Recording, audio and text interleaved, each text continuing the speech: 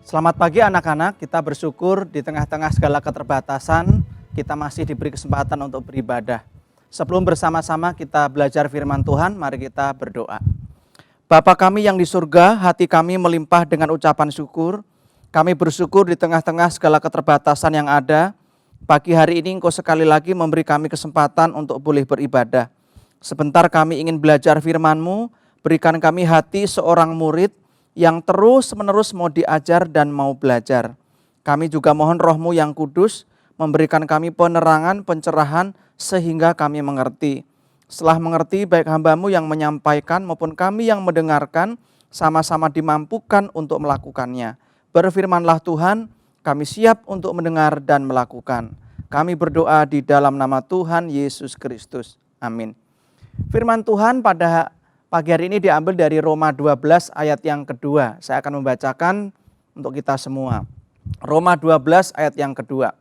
Janganlah kamu menjadi serupa dengan dunia ini, tetapi berubahlah oleh pembaharuan budimu, sehingga kamu dapat membedakan manakah kehendak Allah, apa yang baik, yang berkenan kepada Allah, dan yang sempurna. Saya akan membacakan terjemahan bahasa Indonesia sehari-hari. Janganlah ikuti norma-norma dunia ini. Biarkan Allah membuat pribadimu menjadi baru, supaya kalian berubah. Dengan demikian kalian sanggup mengetahui kemauan Allah, yaitu apa yang baik, yang menyenangkan hatinya, dan yang sempurna. Anak-anak yang dikasihi oleh Tuhan, kita tahu bahwa air laut itu rasanya asin. Tetapi pertanyaannya, mengapa ikan yang hidup di laut itu tidak asin? Nah, ternyata diteliti, ternyata ada dua sebab. Mengapa sekalipun ikan itu hidup di air yang rasanya asin, dia tidak menjadi asin. Rupanya ikan itu mempunyai kemampuan yang dinamakan insulasi, yaitu mencegah mineral garam air laut itu meresap ke dalam tubuh ikan itu. Dan yang kedua, ikan juga punya kemampuan filterisasi, memfilter, yaitu menyaring apa yang dibutuhkannya. Itulah sebabnya karena dia punya dua kemampuan, yaitu insulasi mencegah mineral garam air laut itu meresap ke dalam tubuhnya dan juga bisa memfilter, dia bisa menyaring apa yang dibutuhkannya. Maka sekalipun ikan itu hidup di laut, rasa airnya itu asin tetapi dia tidak menjadi asin. Nah anak-anak, demikian juga kita sebagai anak-anak Tuhan. Tuhan menempatkan kita di dunia yang rusak, dunia yang berdosa. Sekalipun kita diutus di tengah-tengah dunia yang berdosa, tetapi kita tidak boleh menjadi serupa dengan dunia ini. Nah pertanyaannya lalu bagaimana Pak Ayub kita bisa hidup benar di tengah-tengah dunia yang rusak? Bagaimana kita bisa hidup benar di tengah-tengah dunia yang berdosa? Hari ini kita mau belajar dua hal. Yang pertama, kita diutus ke tengah-tengah dunia yang berdosa, dunia yang rusak, dunia yang bengkok ini, tetapi kita tidak boleh menjadi serupa dengan dunia ini. Ya. Jadi sekalipun kita diutus ke tengah-tengah dunia yang berdosa, kita tidak boleh menjadi serupa dengan dunia ini. Mari kita perhatikan ayat 2 bagian yang A tadi. Janganlah kamu menjadi serupa dengan dunia ini. Di dalam terjemahan bahasa Indonesia sehari-hari terjemahkan, janganlah kita ikuti norma-norma dunia ini. Nah, kata serupa ini di dalam bahasa aslinya adalah suskematisu, yang memiliki arti jangan kita menuruti dunia ini, atau jangan kita menyesuaikan diri kita dengan dunia ini.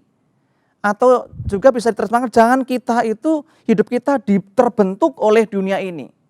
Atau lebih sederhana lagi, janganlah kita itu mencontoh atau meneladani dunia ini. Nah di dalam terjemahan sehari-hari terjemahkan, janganlah kita ikuti norma-norma dunia ini. Jadi kita harus berani tampil beda, dare to be different, kira-kira seperti itu. Nah ada dua sikap terhadap dunia yang harus kita hindari.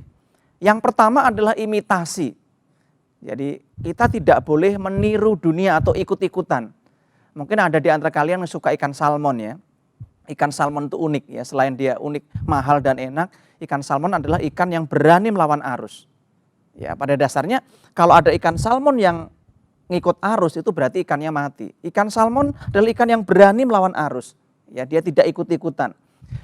Nah, itulah juga sikap yang harus kita miliki. Kita tidak boleh mengimitasi atau meniru atau meneladani dunia ini. Ini sikap yang harus kita hindari. Di Alkitab ada contoh-contoh tokoh Alkitab yang berani hidup benar di tengah-tengah dunia yang berdosa. Ada tokoh-tokoh Alkitab yang berani hidup berbeda, hidup benar di tengah-tengah dunia yang rusak.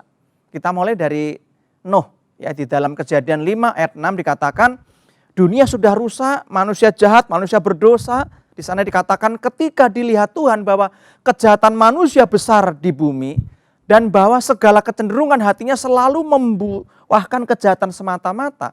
Di ayat 9 dikatakan di sana ada seorang yang bernama Nuh.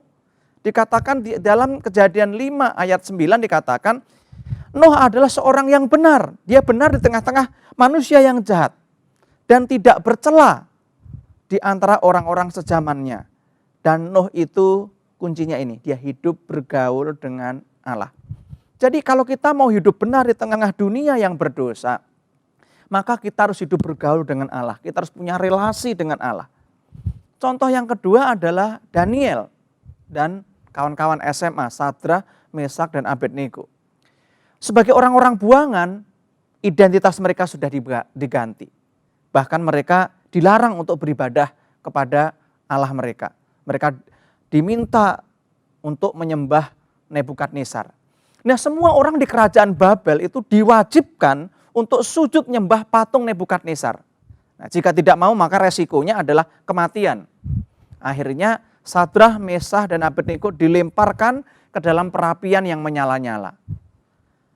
Dan Alkitab mencatat Sadrah, Meshach, dan Abednego ini berani hidup benar. Hanya Sadrah, Meshach, dan Abednego yang tidak mau menyembah patung yang didirikan Raja Nebukadnezar. Memang resikonya akhirnya dilemparkan ke dalam perapian yang menyala-nyala. Tetapi Alkitab mencatat Tuhan melindungi, memelihara mereka. Selain Sadrah, Meshach, dan Abednego adalah Daniel sendiri. Daniel karena kesetiaannya dia beribadah kepada Tuhan, Alkitab mencatat bahwa dia sehari itu sampai berdoa 3 kali sehari.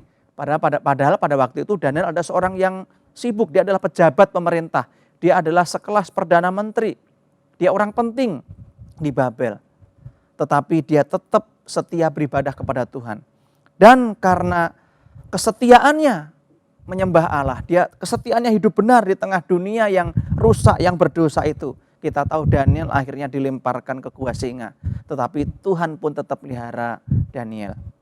Anak-anak, akibat meniru dunia, mengikuti norma dunia, maka itu akan merusak diri kita sendiri. Mungkin kalian tahu tokoh ini. Coba tebak, saya yakin sebagian besar kalian pasti tahu.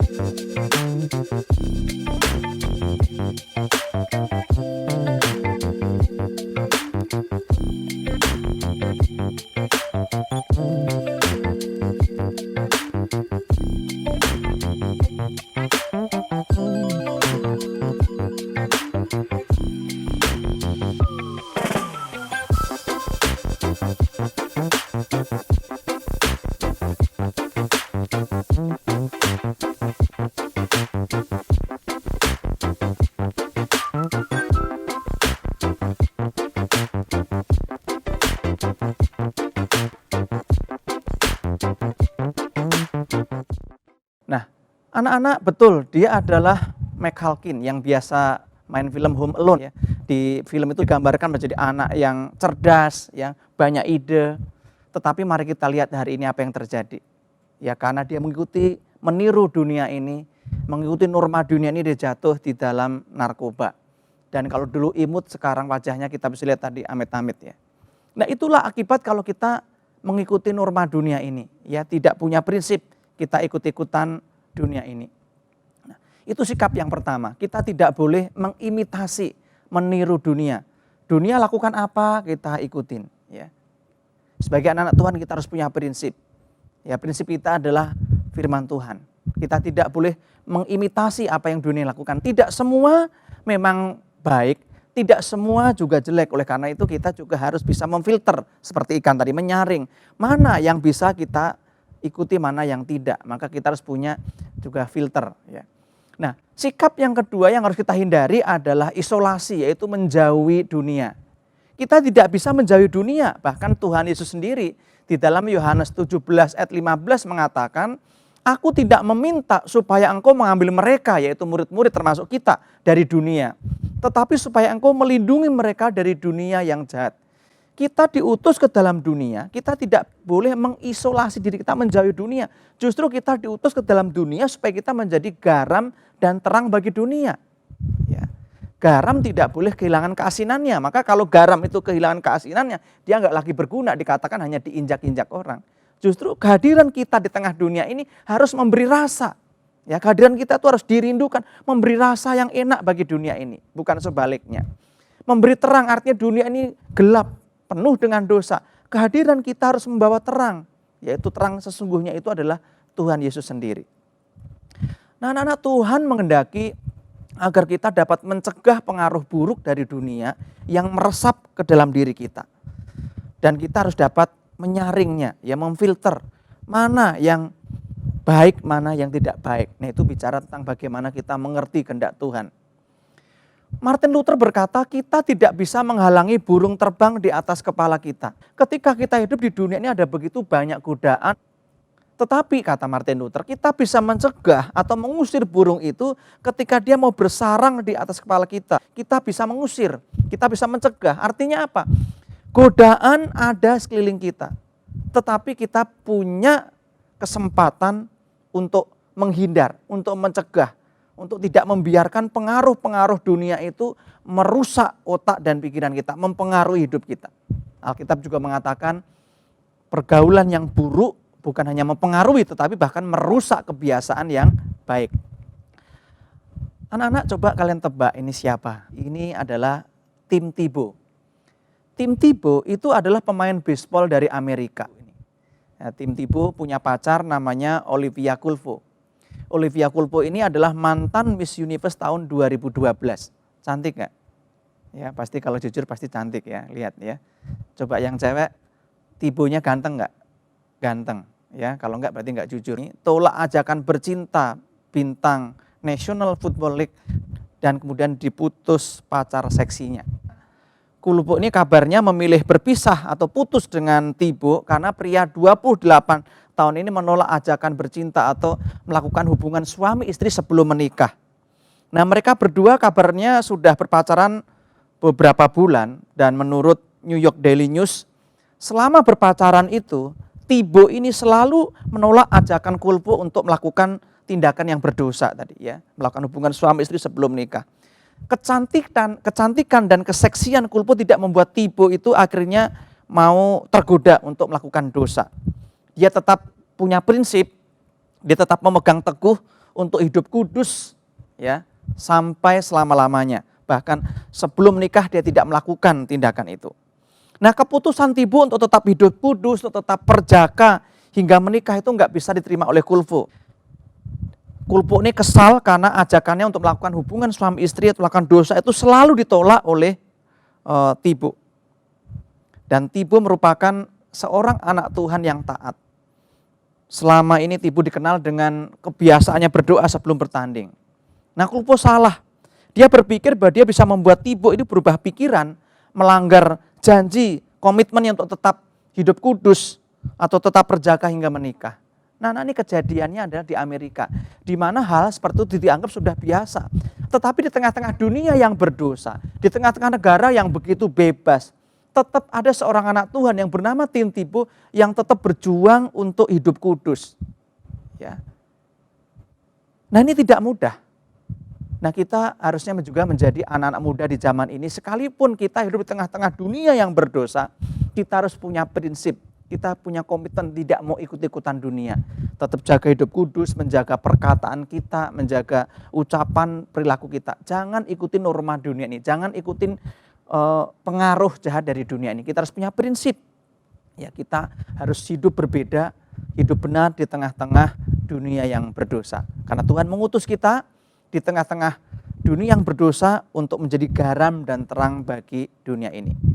Yang kedua, yang terakhir anak-anak, agar hidup kita itu menjadi berkat bagi dunia, maka kita harus mengizinkan Tuhan itu mentransformasi atau mengubah hidup kita.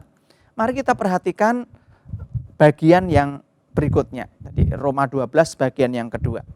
Janganlah kamu menjadi serupa dengan dunia ini, tetapi berubahlah oleh pembaharuan budimu, sehingga kamu dapat membedakan manakah kehendak Allah, apa yang baik, yang berkenan kepada Allah, dan yang sempurna. Di dalam terjemahan sehari-hari dikatakan, janganlah kita ikuti norma-norma dunia ini. Biarkan Allah membuat pribadimu menjadi baru, supaya kalian berubah. Sehingga dengan demikian kalian sanggup mengetahui kemauan atau kehendak Allah, yaitu apa yang baik, yang menyenangkan hatinya, dan yang sempurna. Anak-anak, kata berubah di sini dalam bahasa aslinya adalah metamorfosis. Ya, kita pasti sering mendengar ya kata metamorfosis. Metamorfosis adalah suatu istilah yang dipakai untuk menjelaskan suatu perubahan ke arah yang lebih baik. Jadi metamorfosis adalah dipakai untuk menjelaskan sebuah proses perubahan, ya ada proses perubahan, tapi proses perubahannya ke arah yang lebih baik. Karena tidak semua perubahan itu ke arah yang lebih baik. Kita lihat dunia ini berubah, enggak jadi lebih baik bukan? Menjadi semakin rusak, semakin berdosa. Tetapi kata berubah di sini adalah proses perubahan ke arah yang lebih baik. Proses perubahan ke arah yang lebih baik itu digambarkan seperti proses perubahan dari ulat yang menjijikkan, kemudian berubah menjadi kupu-kupu yang indah. Nah pertanyaannya, bagaimana dengan hidupmu dan hidupku hari ini? Apakah kita sudah mengizinkan Tuhan itu memetamorfosis, mentransformasi hidup kita? Apakah hidup kita hari ini makin hari itu makin indah, makin menyenangkan Tuhan, atau justru makin menjijikkan? Dulu sebelum percaya Yesus kita menjadi ulat yang menjijikkan, yang begitu kotor, ya, tetapi diproses Tuhan hari makin hari melalui firman Tuhan, melalui Roh Kudus, melalui keadaan, melalui disiplin rohani, ya, melalui orang lain, kita makin menjadi pribadi yang indah, yang menyenangkan itu Tuhan, yang menjadi berkat buat orang lain. Jangan makin lama hidup kita malah masih tetap seperti ulat yang makin menjijikkan, tidak jadi berkat. Anak-anak, ada 4 sarana yang dipakai Tuhan untuk mentransformasi atau mengubah hidup kita. Yang pertama adalah Roh Kudus. Roh Kudus yang adalah roh kebenaran itu akan mentransformasi, mengubah hidup kita. Yang kedua adalah orang lain. Tuhan bisa memakai orang lain, apakah itu hamba Tuhan, teman baik kita, teman persekutuan, pembina kita, rekan teman sekolah kita, bisa dipakai Tuhan untuk mengubah kita. Yang berikutnya keadaan. Keadaan yang sulit itu juga bisa dipakai Tuhan untuk mengubah hidup kita. Tidak selalu keadaan yang menyenangkan. Keadaan yang sulit sekalipun bisa dipakai Tuhan untuk mengubah hidup kita. Dan yang berikutnya yang pasti adalah firman Allah.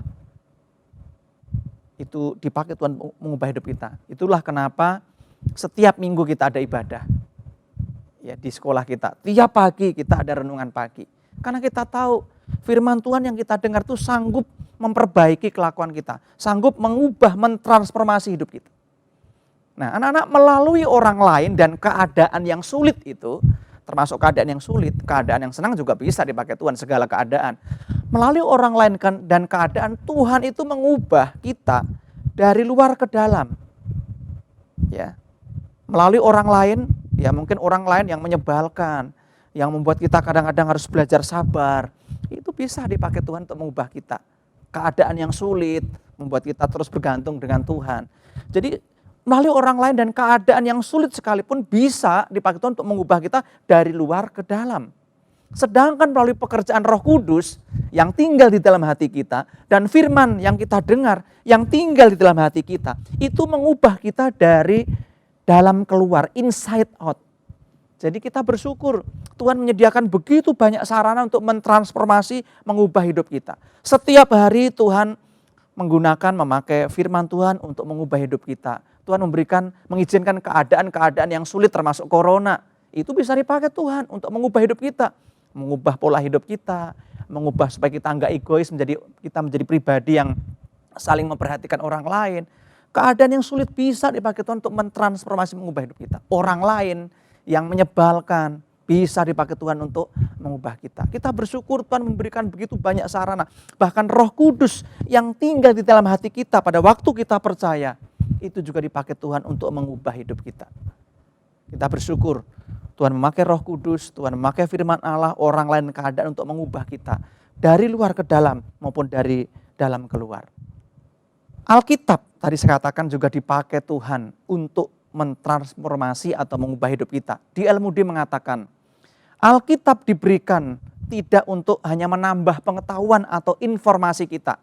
Namun Alkitab diberikan kepada kita untuk mengubah atau mentransformasi hidup kita.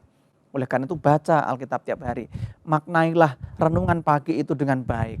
Meskipun kalian renungan dari rumah, biarlah tetap sikap hormat. Ya, siap untuk dibentuk oleh firman Tuhan. Ya, Alkitab diberikan bukan untuk memberikan informasi, tetapi mentransformasi hidup kita. Nah, bagian yang terakhir, ketika kita mengizinkan Allah itu mengubah hidup kita, mentransformasi hidup kita, maka dikatakan kita akan memahami, kita akan mengerti kehendak Allah. Tadi kehendak Allah itu digambarkan dengan 3 hal. Ya, yang pertama kehendak Allah itu baik. Kata baik di sini dari kata aslinya agathos, yang berarti kehendak Allah itu bukan hanya baik, tetapi juga berguna, cocok dan murni. Ya, kehendak Allah. Jadi coba kita lihat apakah ini kehendak Allah atau bukan. Coba itu baik enggak? Itu berguna enggak? Itu cocok enggak dengan status kita sebagai anak-anak Tuhan? Itu murni enggak? Atau sudah tercemar atau sudah berdosa? Ciri kehendak Tuhan yang kedua adalah berkenan kepada Allah atau menyenangkan hati Allah. Ya, kata berkenan kepada Allah atau menyenangkan hati Allah itu memiliki arti yang berkenan, yang indah. Perubahan dari yang ulat bijikan menjadi kupu-kupu yang indah. Nah, itu yang menyenangkan hati Tuhan. Jadi kehendak Allah itu bukan hanya baik, tapi menyenangkan hati Allah yang indah. Jadi yang tidak indah, yang buruk itu pasti bukan kehendak Allah. Yang ketiga adalah yang sempurna. Sempurna di sini memiliki arti sudah mencapai tujuan, lengkap, sempurna, utuh, dewasa. Anak-anak Howard Hendrick dia mengatakan, kehendak Allah ditemukan di dalam firman Allah. Semakin dewasa seseorang, semakin ia mulai berpikir secara naluri dan sesuai kebiasaan yang berdasarkan perspektif ilahi. Jadi kita bisa menemukan kehendak Allah di dalam firman Allah. Oleh karena itulah maka kita harus rajin membaca Alkitab. Ya, tiap hari kita membaca firman Tuhan. Tujuannya apa sih? Supaya kita makin mengenal kehendak Tuhan. Anak-anak, ada 3 langkah bagaimana kita hidup benar di tengah dunia yang berdosa. Saya sebut dengan 3 S. S yang pertama adalah start now. Mari kita mulai dari sekarang. Jangan tunggu besok atau lusa. Perjalanan ribuan mil itu dimulai dari langkah pertama. Untuk hidup benar di tengah dunia yang berdosa, mari kita mulai dari sekarang.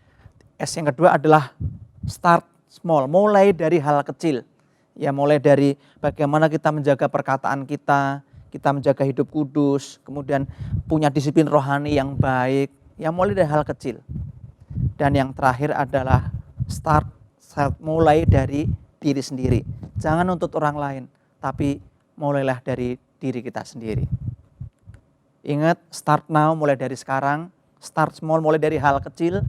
Ya, setiap perkara kecil, hal kecil, dan mulai dari diri sendiri.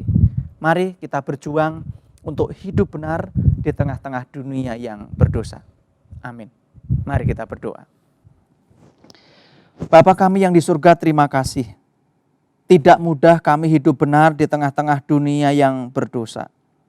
Tapi kami mau belajar dari kebenaran firman-Mu, bahwa Engkau mengutus kami ke tengah-tengah dunia yang berdosa, supaya kami menjadi garam dan terang bagi dunia ini.